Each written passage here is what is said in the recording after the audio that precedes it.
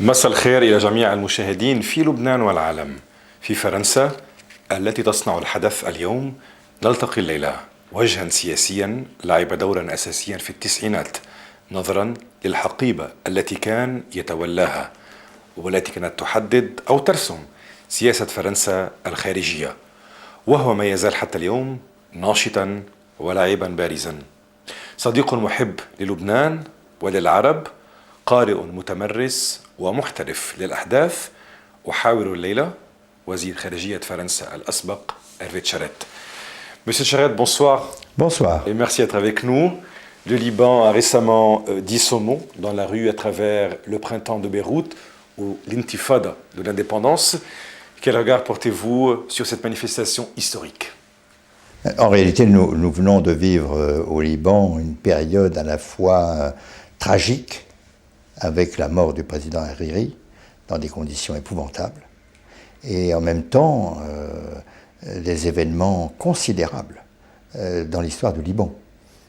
On avait l'impression depuis plus de 20 ans que la situation libanaise était gelée, et voilà tout à coup que la banquise est en train de fondre. C'est donc en effet une succession d'événements d'une très grande importance. Mais l'avenir n'est pas écrit. De toute façon, il y a une partie qui sera consacrée au président Hariri. On va essayer de parler de l'amitié qui s'est tissée entre vous et du lien amical, comment il a émergé et à quoi il a abouti par la suite. Pour l'instant, nous allons rester un peu dans cette révolution qui a eu lieu donc, à la rue et dans les différentes rues de Beyrouth. Une révolution qui a permis aux Libanais de s'exprimer et pour une fois tous ensemble, unis, unifiés, avec un même langage, avec un même engagement et avec un dynamisme et une foi inébranlable. Hervé Tcharet, un mois plus tard, on se rend compte aujourd'hui que le message envoyé par ce peuple libanais n'est malheureusement pas unifié. Pensez-vous qu'il s'agit d'une période d'ajustement, ou bien nous sommes une fois de plus face à une crise identitaire et politique qui risque malheureusement de se répercuter sur la région et dans la région? Alors d'abord, il faut regarder les événements qui se sont produits sur la place rebaptisée Place de la Liberté et qui sont des événements considérables. Pour la première fois depuis longtemps, on a trouvé une assemblée du peuple libanais qui obéissait à quelques caractéristiques entièrement nouvelles. Premièrement, c'est une formidable manifestation de l'esprit de liberté. Et dans ce pays qui vit sous une chape de plomb depuis tant d'années, c'est un événement fort. Ensuite, c'est une expression du courage de la population libanaise. Et il faut saluer ce courage. Comment vous dire, il était frappant de constater que ce ne sont pas les élites qui ont entraîné le peuple libanais, c'est le peuple libanais qui a fait venir à lui ses élites. C'est quelque chose de tout à fait important, comme on l'a trouvé d'ailleurs récemment en Ukraine, au Kirghizistan. Enfin, on voit que partout, les peuples se mettent en marche. Et enfin, troisièmement, c'est une manifestation de l'unité du peuple libanais. Parce que, franchement, je pense que c'est la première fois dans l'histoire du Liban que l'on voit une manifestation de cette ampleur, de cette importance, de cette longueur dans le temps et de cette détermination qui rassemble des Libanais appartenant à diverses communautés et qui ne sont pas là au nom de leur communauté, mais qui sont là au nom de leur libanité. C'est donc quelque chose de très fort et très important. Il faut s'en féliciter, il faut saluer le peuple libanais, et je dirais qu'il faut l'encourager à rester comme ça, libre, courageux et uni. Il faudrait également préciser, je pense que c'est la première fois aussi que ce n'est pas les leaders ou ce n'est pas les politiciens qui mobilisent le peuple. Au contraire, c'est justement, comme vous l'avez dit, c'est le peuple qui a mobilisé les leaders traditionnels et politiciens libanais. Alors, bon, à partir de là, qu'est-ce qui peut se passer désormais? Et je sais bien qu'il y a au Liban beaucoup d'inquiétudes. Et cette inquiétude, elle est nourrie par le passé de ces 20 ou 25 dernières années, dans lesquelles il y a eu beaucoup de confrontations inter-libanaises, et aussi beaucoup de confrontations avec l'extérieur. Et donc, comment dire, l'opinion et les observateurs ont peine à y croire. Moi, je suis convaincu que le peuple libanais a entrepris une marche qui ne va pas s'arrêter. Avec Charet, on a récemment affirmé que c'est le Liban qui est appelé à mener la marche vers la démocratie dans le monde arabe. Qu'en pensez-vous? Oui, peut-être. Enfin, il faudrait commencer par le Liban, n'est-ce pas? Que le Liban, déjà, prenne en main son destin. Et quand on parle de cela, évidemment, on ne peut pas ne pas parler des relations entre le Liban et la Syrie. La communauté internationale a fixé un cap. Ce cap est dans la résolution 1559, mais à vrai dire, ce cap était déjà écrit dans les accords de Taïf. Il ne s'agit jamais que d'appliquer ces accords avec retard, avec délai. Mais déjà, il était prévu que la Syrie se retirerait et laisserait les Libanais régler entre eux leur destin. C'est ce qui vient de se faire. Ça s'est fait dans des conditions qui sont satisfaisantes pour le Liban, qui sont positives, et que moi je veux saluer, parce que, bon, ça n'était certainement pas si simple pour les autorités syriennes de le faire. C'est fait ou c'est en cours de s'achever, c'est dans la bonne direction, il faut s'en féliciter. À partir de là, il va appartenir au peuple libanais et à ses dirigeants de trouver la juste voie pour prendre en main leurs affaires. Bon, on parle du Liban, on parle de la démocratie au Liban et le monde arabe. Est-ce que les régimes actuels sont prêts à absorber une telle démocratie? Je ne sais pas. À quel point les Américains sont sérieux quand ils veulent instaurer une démocratie dans le monde arabe? Est-ce uniquement un slogan? Non, je ne crois pas. Je ne crois pas. Vous me permettrez de dire encore quelques mots qui concernent spécifiquement le Liban. Parce qu'à partir de maintenant, il faudra bien que les élections annoncées aient lieu, et il faudra qu'elles soient libres. Et pour qu'elles soient libres, il faudra bien que soit réalisé ce que d'ailleurs les manifestants libanais ont demandé, c'est-à-dire sous l'égide d'un gouvernement neutre qui ait la mission d'assurer l'organisation et la liberté de ces élections. Ensuite, eh bien, les Libanais auront alors l'occasion de choisir leurs dirigeants et leur politique. Alors vous me dites, est-ce que c'est ça que les Américains veulent? D'abord, c'est ça que les Libanais veulent. Et il faut bien naturellement que les Libanais assument leurs responsabilités, avant les Américains. Est-ce que les Américains poussent dans cette direction? Je crois que oui. Je crois qu'ils le font au Liban. Je crois que, dans la période complexe que nous vivons, il y a un mouvement général qui est en cours.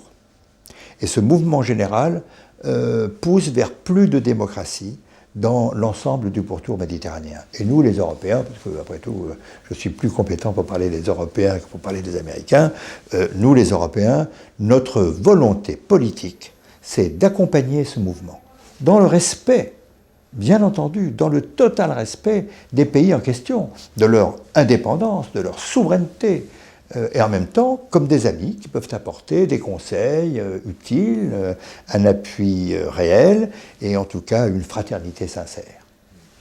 Quels sont les risques d'une marche trop rapide ou trop accélérée dans une région qui est en pleine ébullition? Oui, enfin, pour l'instant, on n'est pas menacé par l'excès de vitesse. On est plutôt menacé par l'excès de lenteur. Donc, commençons par regarder les vrais risques.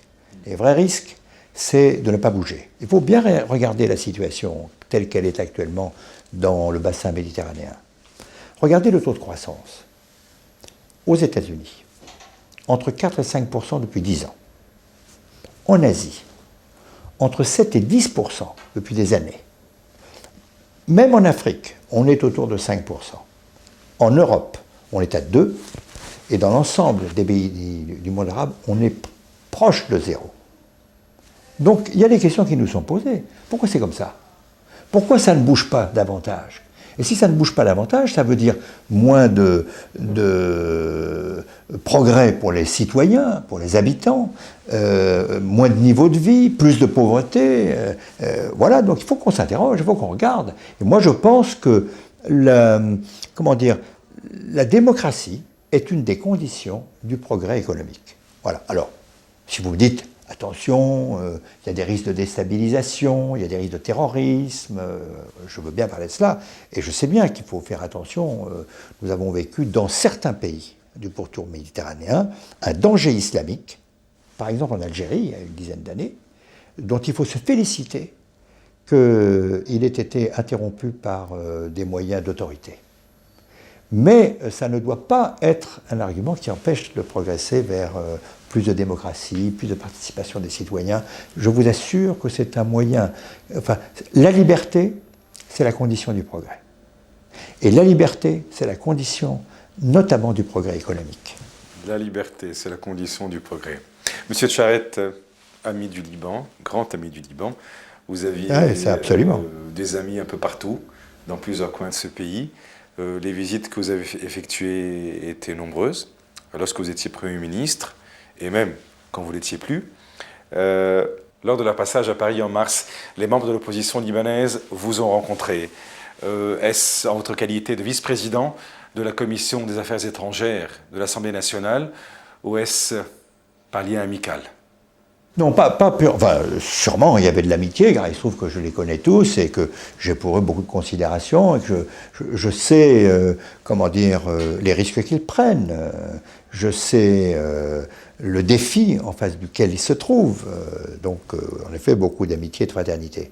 Mais aussi pour d'autres raisons. D'abord, comme vous l'avez dit, je suis vice-président de la Commission des Affaires étrangères de l'Assemblée nationale. Je suis aussi auprès de Nicolas Sarkozy, au sein de l'UMP, le grand parti de la majorité, chargé des relations internationales. Mais aussi parce que, en effet, je m'intéresse au Liban, beaucoup, par amitié, et parce que c'est un pays très important pour nous, les Français, et je pense pour toute la région. Et parce que je pense que dans cette partie du monde, je veux dire dans le bassin méditerranéen et au Proche-Orient, se joue une partie qui est très importante pour ceux qui y habitent, mais qui est aussi vitale pour nous, les Européens. La paix au Proche-Orient, c'est un élément décisif de la stabilité et de la prospérité de l'Europe. Voilà pourquoi je pense que ce qui se passe dans votre région, ce n'est pas une terre étrangère pour nous. C'est non seulement une terre amicale, mais c'est aussi une terre décisive pour nous-mêmes. Aussi bien, je milite pour que les Européens s'investissent, s'engagent, soient présents, participent, aident, évidemment, sur le plan matériel, mais soient aussi des participants sur le plan de l'amitié des peuples et de la participation. Donc cette réunion avec l'opposition libanaise, un tête-à-tête par la suite avec Walid Jumblat, comment vous pouvez résumer la récolte de ces réunions-là? D'abord, j'ai constaté que les responsables que j'avais en face de moi sont animés aujourd'hui de la même détermination qui était la leur au premier jour. Comment dire? Peut-être que certains escomptaient la lassitude et la fatigue du mouvement. Peut-être que certains se disaient que avec le temps, l'ardeur allait s'émousser. Et j'ai constaté que j'avais en face de moi des gens qui n'étaient pas du tout sur cette ligne-là, qui avaient au contraire acquis plus de détermination dans ce mouvement, en constatant que le peuple libanais était toujours là, non seulement à les soutenir, mais je dirais à les pousser. Eh bien, je pense que le peuple libanais doit continuer à pousser ses dirigeants. Monsieur Tcharet, vous êtes vice-président du groupe d'amitié France-Iran. Est-ce que ce statut ou cette fonction fut l'une des raisons pour lesquelles le groupe d'opposition qui s'est rendu à Paris vous a rencontré? Il faut sûrement leur demander leur raison, et moi je n'ai pas de raison ici de livrer la totalité des propos, dont certains étaient confidentiels, voire très confidentiels, que nous avons échangés ensemble. Mais bien sûr, je suis attentif à tout ce qui se passe. Et je vois bien que la solution de l'équation libanaise, je n'ai pas dit le problème, ce n'est pas un problème, ce sont des solutions à rechercher. Mais la solution de l'équation libanaise, elle passe par un certain nombre de capitales. Elle passe sûrement, d'abord, par Beyrouth. Le sort des Libanais dépend des Libanais. Je vous assure qu'il faut me croire. Et il faut que les Libanais qui nous entendent et qui nous regardent le croient vraiment. Jamais le destin d'un homme ne dépend totalement des autres. Il dépend d'abord de soi-même. Et c'est au peuple libanais de marquer, d'affirmer sa détermination à être lui-même. Ensuite, bien sûr, d'autres capitales ont de l'influence. Damas, sûrement, sûrement. Et je pense que les Libanais, devenus libres et indépendants, auront demain à écrire une nouvelle page de leur rapport avec la Syrie, qui soit équilibrée et qui permette aussi aux uns et aux autres de s'y retrouver. La paix et l'équilibre et la prospérité retrouvée, la souveraineté retrouvée au Liban passe sûrement par l'Iran. L'Iran a de l'influence dans la région, c'est un grand pays qui revendique son influence et que moi je pense qu'il faut respecter. Et donc je pense qu'il faut parler avec les Iraniens. Il ne faut pas avoir l'attitude fermée, hostile. Je me félicite d'ailleurs de constater que les grands pays européens ont noué un dialogue avec les dirigeants iraniens. C'est un dialogue positif. J'étais l'autre jour à Paris, à l'UNESCO. J'ai écouté une conférence prononcée par le président Khatami, qui était une conférence brillante, je vous assure, et qui me montrait que le président Khatami était dans la région un des grands dirigeants avec lesquels il fallait pouvoir compter. Et le sort de Liban passe évidemment par d'autres capitales, et je l'espère par Paris. Et j'en suis sûr d'ailleurs, passe aussi par Paris. Et voilà. Hervé Tcharet, notre invité ce soir. Une pause et puis par la suite, nous retrouverons cet entretien passionnant. Restez avec nous.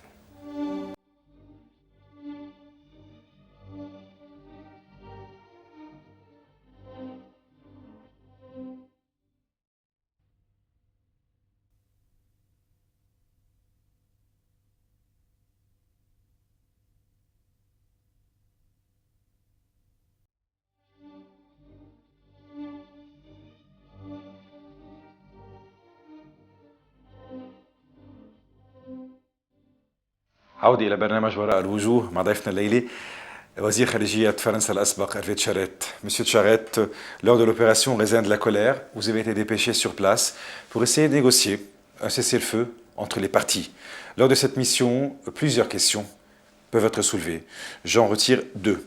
Les dessous de la négociation pour le cessez-le-feu avec les parties en présence, Amérique, France, Israël, Syrie, Liban et Hezbollah. Quelles ont été les difficultés politiques rencontrées? Oui, alors c'était une période extrêmement difficile, puisque vous vous en souvenez sûrement, en 1996, l'armée israélienne avait déclenché des opérations militaires de représailles contre le Liban à la suite d'incidents dans le sud du Liban. L'armée israélienne était à l'époque encore présente dans le sud du Liban. Et ces représailles concernaient des installations industrielles, des équipements routiers, et concernaient tout le Liban, du sud au nord. Et évidemment, c'était un combat inégal, parce qu'il n'y avait personne en face des bombardements aériens ou des pilonnages maritimes de l'armée israélienne. Et d'ailleurs, on voyait ce spectacle consternant des navires israéliens remonter le long des côtes de Liban, aller bombarder Tripoli et rentrer le soir chez eux, ou sans doute y regarder la télévision, comme si on pouvait ainsi traiter le Liban. Et on a eu beaucoup de peine, évidemment, à mettre un terme à ce conflit. L'obstacle le plus difficile, c'était de convaincre les Israéliens que cette façon de traiter les problèmes n'était pas la bonne, et qu'il fallait négocier, discuter, trouver des solutions. Bien, on y est arrivé après 15 jours de diplomatie de la navette, la shuttle diplomatie, pour dire ça en américain, qui a été assez tendue, notamment avec les Américains et à certains moments avec les Israéliens. Ben, finalement, on y est parvenu. Et la solution qui a été trouvée finalement, qui a consisté à créer un comité de surveillance comprenant les parties, c'est-à-dire Israël d'un côté, le Liban et la Syrie de l'autre, sous la coprésidence franco-américaine. Ça veut dire qu'il y avait un comité comprenant 5 personnes, un Syrien, un Libanais, un Israélien. C'était pas fréquent qu'on trouve à la même table ces trois-là. Et puis sous la présidence d'un Français ou d'un Américain. Ça variait d'un mois à l'autre. Un mois un Américain, un mois un Français. Eh bien, ce système-là a très bien fonctionné. C'est-à-dire qu'après cela, On n'a plus eu d'incidents dans le sud du Liban, ou plutôt les quelques incidents qu'il y a eu, aussitôt ce comité intervenait et réussissait non seulement à résoudre le problème, mais surtout à désigner les responsables. Et c'était très important, parce qu'en désignant le responsable, aussitôt on réglait le problème. Je pense que cette méthode devrait être appliquée demain pour Gaza, et peut-être après-demain pour la Cisjordanie. C'est-à-dire que pour Gaza, je recommande qu'on adopte la même solution, car sûrement demain, il y aura, quand Gaza aura été évacué par Israël, il y aura des problèmes à la frontière entre Gaza et Israël. Quelle est la solution? La solution, c'est un comité de ce type, comprenant, en l'occurrence, palestiniens, israéliens, égyptiens, et je pense la coprésidence américano-européenne. Donc vous voyez qu'on a expérimenté dans ce cas-là un processus qui s'est avéré positif et qui est capable de servir de modèle dans la solution des problèmes de vos voisins, les Israéliens et les Palestiniens. Vous avez été interpellé par une survivante lors de votre visite sur le site, juste après le massacre de Cana. Alors, je ne sais pas, une question d'ordre humain. Quelle a été votre réaction, vos sentiments face à cette femme déplorée? C'est sûrement l'un des événements les plus forts qui m'ait été donné de vivre. Personne ne voulait aller à Cana. Personne. Et même d'ailleurs, le secrétaire général de l'ONU, quand je l'ai appelé, je lui ai dit je vais aller à Cana, il m'a dit Hervé, vous êtes fou. Je ne suis pas fou, je vais y aller. Parce qu'il faut bien que quelqu'un aille témoigner pour la souffrance du peuple libanais. Et vous savez qu'on avait souvent l'habitude de considérer que les Français étaient les amis, non pas de tous les Libanais, mais des chrétiens. Hein. Et je voulais aller en territoire chiite pour qu'on comprenne bien que nous étions les amis des Libanais. Pas des uns ou des autres. L'histoire est ce qu'elle est. Mais dans le Liban d'aujourd'hui, nous sommes les amis de tous les Libanais, du peuple libanais. Et donc, je suis allé à Cana avec des difficultés assez grandes, mais aussi avec une émotion très forte. Et c'est vrai que je garderai un souvenir très bouleversant de cet instant. C'était 36 heures ou 48 heures après le drame. Et donc, le lieu était encore marqué par le malheur qui était survenu. Et voilà, les femmes, les hommes qui étaient là, l'attroupement. Et en effet, cette femme dont vous parlez, j'en garde l'image très présente dans ma mémoire parce que ça a été un moment très, très, très douloureux. Nous nous en souvenons toujours d'ailleurs de cet instant, c'est pour cela que je voulais l'évoquer de nouveau avec vous. Et vous savez que c'est aussi cet événement qui a mis fin à l'opération israélienne, les raisins de la colère. Et le hasard fait que 2 jours avant, j'avais rencontré le Premier ministre israélien et je lui avais dit, vous savez, vous prenez de grands risques dans cette opération, vous ne savez pas ce qui peut vous arriver. Eh bien, c'est arrivé 48 heures après, dans les conditions que vous évoquez à l'instant.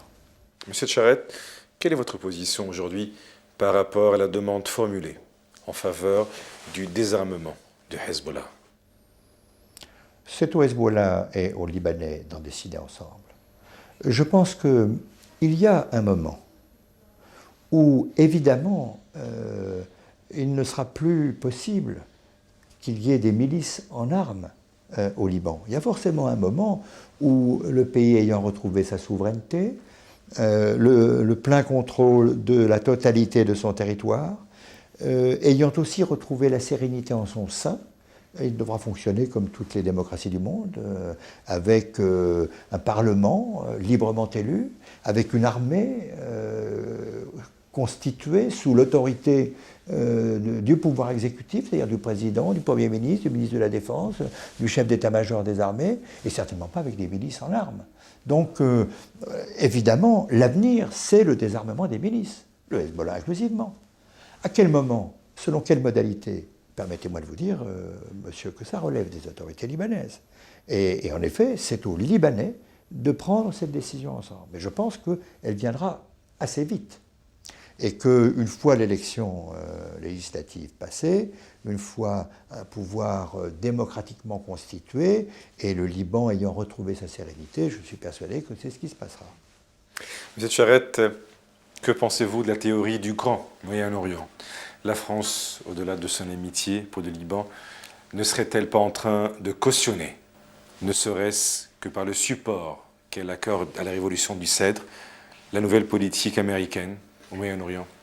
Non, d'abord, il ne faut pas diaboliser la politique américaine. D'abord, ça ne sert à rien, c'est la première puissance du monde, donc on se fait plaisir à bon compte. Et ensuite, il n'est pas sûr qu'elle soit totalement mauvaise. Nul n'est totalement mauvais. Donc, il ne faut pas la diaboliser, c'est pas, à mon avis, ce n'est pas une bonne attitude. Il faut parler avec les Américains. Et moi, il m'est arrivé de faire des reproches à la diplomatie française en lui suggérant de parler davantage avec les Américains. Bon, c'est pas facile, j'en conviens volontiers, parce que, ayant été souvent dans cette situation, je sais que c'est difficile de parler avec les Américains. Parce qu'ils ont une façon à eux de, comment dire, d'être convaincus de leurs idées, de la justesse de leurs idées, qui fait qu'ils ne sont pas toujours ouverts au point de vue des autres. Mais enfin, nous avons vu le président Bush en Europe, nous avons vu Mme Rice à Paris, et j'ai le sentiment qu'aujourd'hui, une page se tourne. C'est bien. Voilà. Alors, s'agissant du Grand Moyen-Orient, personne ne sait trop ce que c'est. Nous avons tous un peu de mal à définir ce que c'est que le Grand Moyen-Orient vu par les Américains. Mais je ne peux pas empêcher ni contester aux Américains le droit d'être présents dans cette région où il y a pour eux aussi des intérêts vitaux. Ce que je souhaite et ce que nous voulons, nous les Européens, c'est que les Américains dialoguent et partagent. Dialoguent avec nous, dialoguent avec vous, et qu'ils partagent les responsabilités. Voilà. C'est ça notre désir, c'est ça notre volonté. Je souhaite que dans cette voie, l'Europe s'affirme en face des États-Unis comme un partenaire à la fois loyal et exigeant.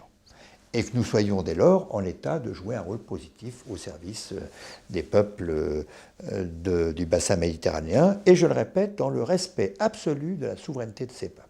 Justement, cette caution française, voire européenne, sera-t-elle au cas par cas ultérieurement? Vous avez dit caution, le mot ne convient pas du tout. Il n'y a aucune raison que nous cautionnions quoi que ce soit autre que ce que nous voulons nous. Par contre, il n'y a pas de raison que nous soyons fermés au dialogue et à l'échange. Et regardez, prenons un exemple simple, la résolution 1559 du Conseil de sécurité, qui a changé, en tout cas contribué à changer le destin du Liban. À qui la doit-on? À la très bonne coopération entre la France et les États-Unis. Voilà un excellent exemple où la politique du Grand Moyen-Orient, appliquée au Liban, a produit des fruits heureux grâce au dialogue et au partage entre, en l'occurrence, la France d'un côté et les États-Unis de l'autre. C'est un exemple très remarquable de ce que nous pouvons faire ensemble. La France ou l'Europe pourront-ils à l'avenir contrer les plans que pourraient avoir les Américains pour un certain pays de faire preuve de favoritisme en faveur de certains pays aux dépens d'autres? Je pense que les Européens, les Français en particulier, mais pas simplement eux, nous avons vis-à-vis du monde arabe une amitié, une sympathie, une compréhension aussi, qui est fondée sur l'histoire. Nous vivons ensemble depuis des millénaires. On s'est d'ailleurs parfois battus ensemble. Nous n'avons pas, nous les Européens, laissé que des bons souvenirs dans le monde arabe, et réciproquement. Mais nous avons une connaissance mutuelle, et donc nous nous entendons bien, nous nous comprenons bien. Voilà, donc je pense que ça c'est un acquis très fort. Les Américains ont sûrement plus de mal à connaître bien le monde arabe. Mais ils s'y mettent, ils travaillent. Et c'est un pays qui, lorsqu'il a la volonté de comprendre et de changer une situation, a beaucoup d'énergie en lui-même. Voilà, ceci étant, par exemple, lorsqu'on parle du conflit israélo-palestinien, moi, je pense que les Européens doivent jouer un rôle supérieur à celui qu'ils jouent aujourd'hui. Une fois de plus, quelques instants d'arrêt avant de reprendre cet entretien, ce tête-à-tête avec M. Arvid Charet, restez avec nous.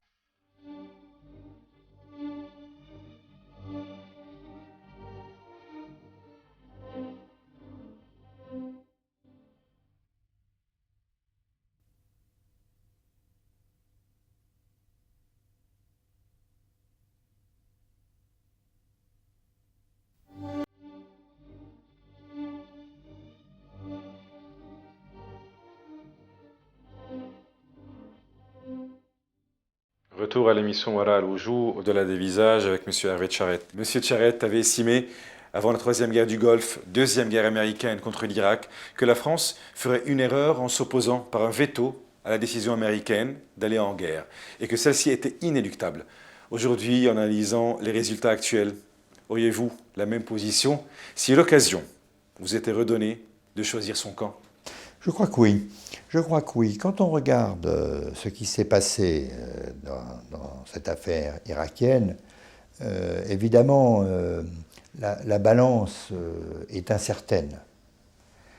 Le monde a été débarrassé d'un des pires tyrans de l'histoire. C'est un progrès, franchement, c'est un progrès. En même temps, on voit bien que aussi bien le peuple irakien que l'armée américaine ont du mal à arriver à stabiliser les choses. Tout le monde convient néanmoins que le processus électoral a été jusqu'à présent un succès. Et tout le monde convient aussi que l'instauration progressive des nouvelles autorités irakiennes, c'est un succès du monde de liberté. Donc on est sur des éléments positifs.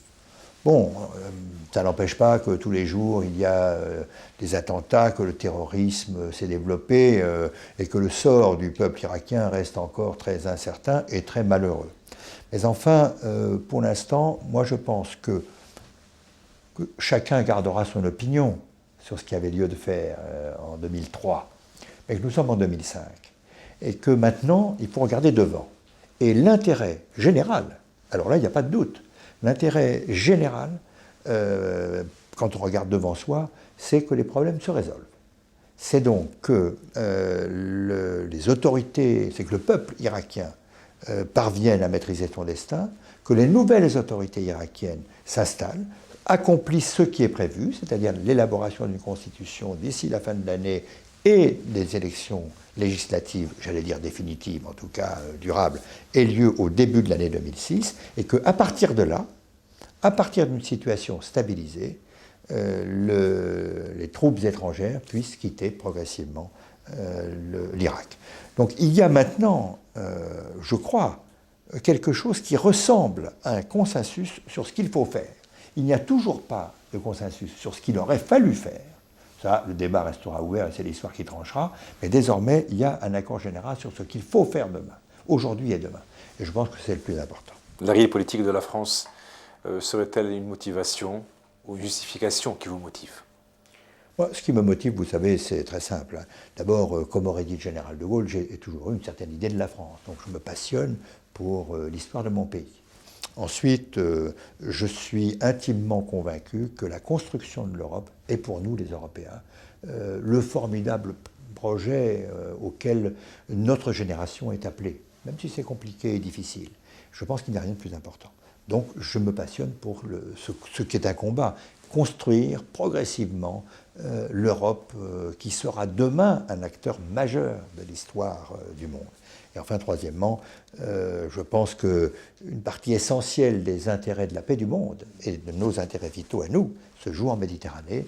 Et c'est pourquoi je me passionne véritablement, au sens plein du terme, pour tout ce qui se passe en Méditerranée, en Afrique du Nord, au Proche-Orient et au Moyen-Orient, où je compte beaucoup d'amis parce que j'y ai beaucoup travaillé et que j'ai rencontré des hommes et des femmes de niveau supérieur, vraiment supérieur.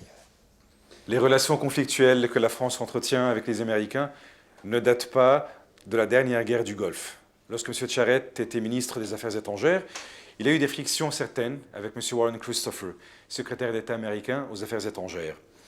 Quelles sont les raisons de cette friction? Quelle est la vérité sur les livres que M. Tcharet avait offerts à M. Christopher en lui disant presque que c'était pour qu'il apprenne le français lors de sa retraite? Non, non, ça c'est un malentendu, mais qui n'a pas une grande importance. Par contre, là où vous avez raison, c'est que il y avait à l'époque des débats, j'avais à l'époque des débats avec le secrétaire d'État américain, M. Warren Christopher, mais qui étaient au fond inspirés par les mêmes motifs que ce que nous avons connu récemment. M. Christopher était très agacé. Les Américains ne voyaient pas d'un bon œil ce que nous faisions au Proche-Orient, et notamment au Liban. mais aussi en Palestine et en Israël. Et je crois que, comment dire, autant il est indispensable d'y mettre les formes, il n'y a aucune raison de blesser ou de heurter nos partenaires américains qui sont aussi nos alliés. Mais il n'y a non plus aucune raison de renoncer à quoi que ce soit. Quand nous avons des idées, quand nous voulons avoir de l'influence, c'est très bien, et c'est ainsi qu'est le monde, et c'est ainsi que va la vie. Et les incidents s'oublient, l'expression d'une volonté, ça demeure. Et l'histoire des livres, de l'apprentissage du français lors de la retraite? Non, je ne pense pas d'ailleurs que M. Christopher soit inspiré d'apprendre le français, ça m'étonnerait fort. Dans le monde d'aujourd'hui, comme vous le savez bien, tout le monde parle anglais, ou plus précisément américain, mais on n'en est pas encore au point où tout le monde parle le français. Il fut un temps où la France était la première nation du monde, et où la langue du monde, et notamment la langue diplomatique, c'est-à-dire la langue des cours, c'était le français. Mais c'était au XVIIIe siècle, pas au XXIe siècle, malheureusement, mais c'est ainsi. Madame Albright n'appréciait pas particulièrement les Français. Avec vous, ce fut différent. Quelles ont été les raisons pour lesquelles vous vous êtes au mieux entendu? Oui, je me suis bien entendu avec Madeleine Albright parce que, peut-être parce qu'elle était d'origine européenne, en tout cas parce qu'il était clair qu'elle avait la volonté que nous ayons ensemble, Français et Américains, ou Européens et Américains, des bonnes relations, des relations de travail. On a fait vraiment du bon boulot ensemble, et c'est vrai qu'en plus, on a accroché, on s'entendait bien, on n'avait pas de problème. Je la vois régulièrement, et je la trouve toujours une femme formidable. Monsieur Charette, quelle est votre position aujourd'hui sur la Constitution européenne? Eh bien, c'est une bonne Constitution. Elle n'est pas parfaite. Ça n'est pas, tout à fait ce que les plus européens d'entre nous, dont je fais partie, auraient pu désirer. Mais c'est le meilleur compromis possible entre des intérêts souvent divergents. Ainsi va l'Europe. C'est une bonne constitution. Je souhaite vivement qu'elle soit approuvée par une large majorité de Français, parce que c'est un progrès. Un progrès d'abord pour la construction de l'Europe.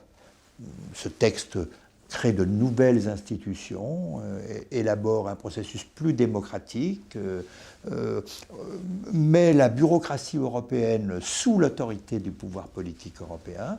Donc c'est mieux, ça marchera mieux. Et c'est d'autant plus nécessaire que désormais nous sommes 25 et bientôt 27 pays autour de la table. Et donc le bon fonctionnement des institutions européennes, c'est une affaire très sérieuse. Donc c'est plus de démocratie, plus d'efficacité et moins de bureaucratie. Donc c'est bien. Et je pense aussi que non seulement c'est bien pour l'Europe, mais c'est bien pour la France. Parce que dans ce système, la France a plus de poids que dans le système où nous sommes, qui est issu du traité de Nice. Donc il faut s'en féliciter à tous égards. C'est bon pour l'Europe, c'est bon pour la France.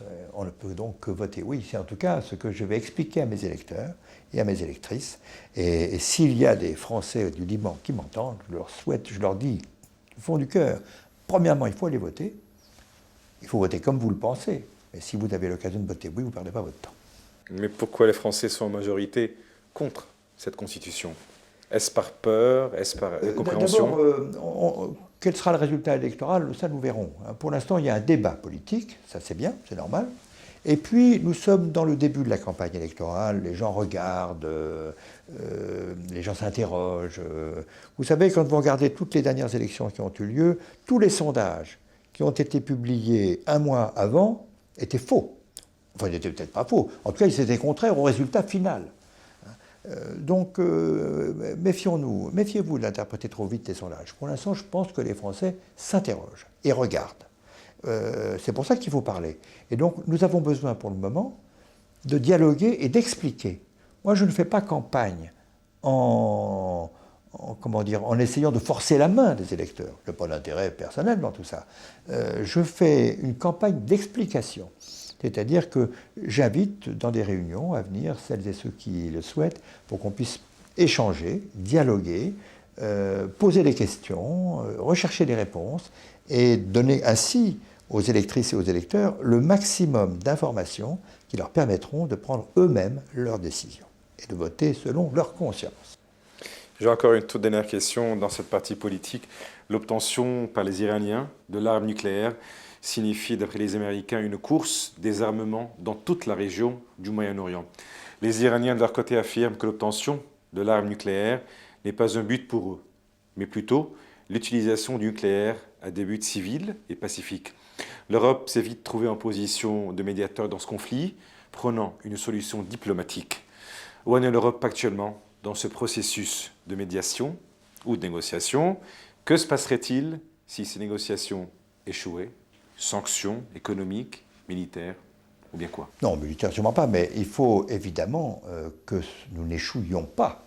Il faut parvenir à un résultat positif. Je peux d'ailleurs me féliciter de deux choses qui montrent comment sont les choses pour l'instant. Premièrement, les Iraniens ont confirmé leur disponibilité pour poursuivre les négociations avec les trois pays européens, Grande-Bretagne, Allemagne et France, qui sont les négociateurs de l'Europe dans cette affaire.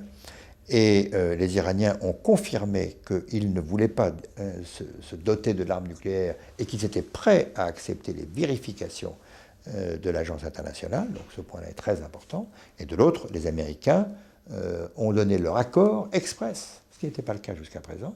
M. Bush l'a dit expressément en venant à Bruxelles, leur accord express pour que ces négociations se poursuivent et pour faire confiance aux résultats auxquels les négociateurs européens aboutiront avec leurs partenaires iraniens. Donc aujourd'hui, je suis plutôt optimiste. Je pense qu'on va déboucher. C'est une affaire difficile, complexe, parce que derrière les affirmations de principe, il y a évidemment des intérêts en jeu, et il faut s'assurer qu'il n'y a pas que des mots, il y a des réalités. Nous sommes très attachés à l'heureux aboutissement de cette négociation. Nous pensons que la dissémination nucléaire sur le plan militaire est extrêmement dangereuse et contraire à la paix, notamment dans cette région, mais c'est une idée générale. Donc nous voulons réussir cette négociation. Pour ça, nous avons besoin, je dirais, de la bonne volonté iranienne et de la souplesse américaine. Je pense que pour l'instant, elles sont au rendez-vous, c'est pourquoi je suis optimiste. La dernière partie de l'émission, voilà, elle vous joue dans quelques instants. Restez avec nous.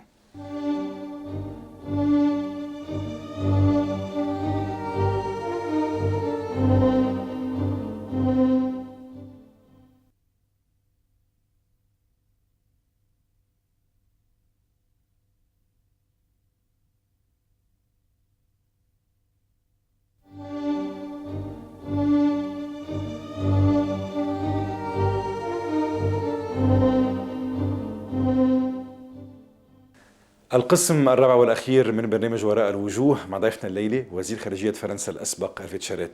Monsieur Tcharet, grand ami du Liban, vous avez effectué pas mal de voyages dans ce pays lorsque vous étiez en fonction et lorsque vous n'étiez pas.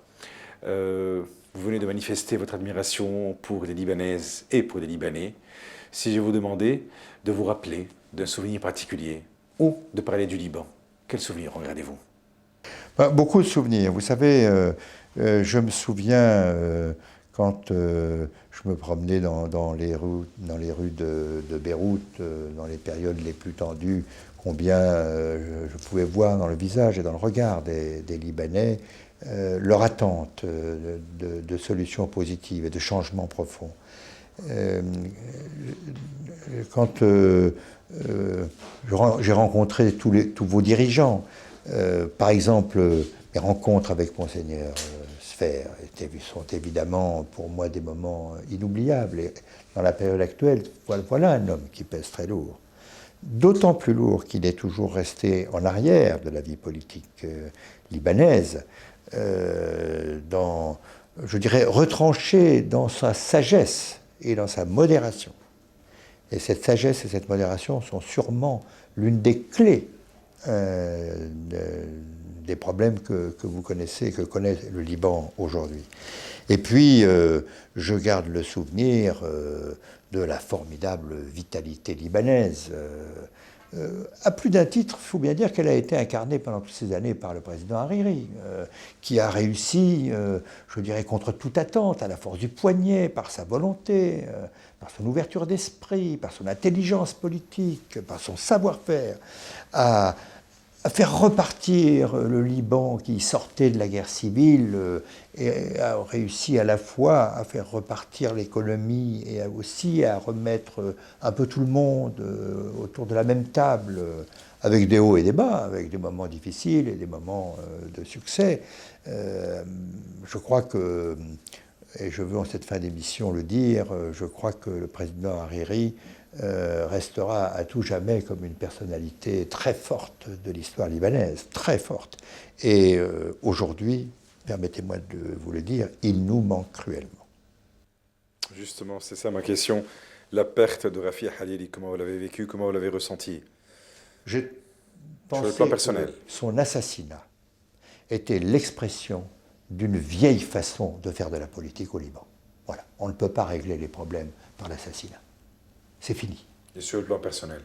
Et quant au plan personnel, j'ai eu avec lui tant de contacts et tant de réunions que voilà, j'avais noué des liens d'amitié, d'affection réelle, profonde avec Rafik Hariri. Et voilà, son départ me laisse triste et m'a profondément bouleversé. Mais je vous le répète, c'est en même temps dans ce grand malheur que les Libanais doivent puiser la volonté et l'énergie d'aller de l'avant. Il faut que la leçon ne soit pas perdue. Je pense que le tandem qu'a incarné, plutôt le tandem qu'ont incarné Nazek et Rafi Hariri va manquer à beaucoup de Français. Parce que pendant des années, ils ont représenté le Liban avec tellement de grâce et d'élégance que le fait que ce tandem soit brisé, beaucoup de choses ont changé depuis. Voilà, et pour tout vous dire, il est irremplaçable. Et en même temps, il est sûrement irremplaçable, tel qu'il était, c'est-à-dire cette capacité, cette énergie, cette force, hein, puis aussi ce réseau mondial de relations qui était le sien, tout cela n'est pas remplaçable. Ceux qui l'ont assassiné savaient ce qu'ils faisaient. Mais en même temps, comme forcément la vie continue, qu'on n'a pas le choix, je le redis, il faut que le peuple libanais s'appuie sur l'épreuve pour y trouver les forces nécessaires pour la surmonter. Hervé Charette, quelques questions d'ordre personnel. Votre épouse Michel est une complice, collègue, compagne, est une femme engagée, comme vous. Ouais. Alors, je ne sais pas, je ne la connais pas personnellement. Alors, son rôle dans votre vie, comment vous le cernez, comment vous le définissez? Vous savez, ma femme ne joue pas le rôle politique. Elle se tient à distance de la politique au sens traditionnel du terme, mais évidemment, elle est très présente dans ma vie. Et en particulier, elle partage avec moi l'amour que nous avons l'un et l'autre pour le Liban et l'intérêt que nous portons à la région.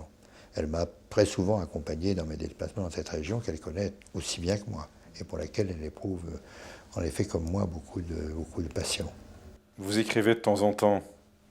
Dans quel but? Qu'est-ce que vous cherchez à écrire?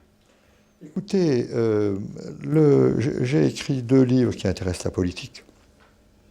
L'un sur Lyautey, qui est un grand homme de l'histoire française et qui a cette particularité d'avoir été sans doute l'un de ceux qui, au début du XXe siècle, ont le mieux compris le monde arabe et qui ont été un peu à l'origine de l'amitié entre la France et le monde arabe. C'est un très grand homme, une personnalité exceptionnelle. J'ai écrit un livre de réflexion politique, mais qui est plus orienté sur la vie politique française. Quand on écrit sur des sujets comme ça, on le fait parce que, dans un moment donné de l'histoire de son pays, on l'espère être lu et ainsi contribuer à changer le cours des événements. Diplomate, politicien, engagé, militant, vous êtes passionné.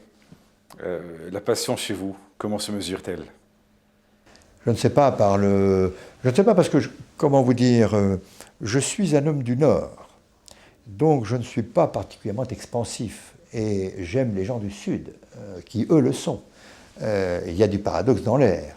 Mais c'est comme ça, peut-être parce que les extrêmes éprouvent une attirance mutuelle. En tout cas, moi, l'homme du Nord, l'homme qui vient du froid, j'éprouve beaucoup d'affection, je suis à l'aise, je suis heureux dans le monde du Sud où règne le soleil et la lumière.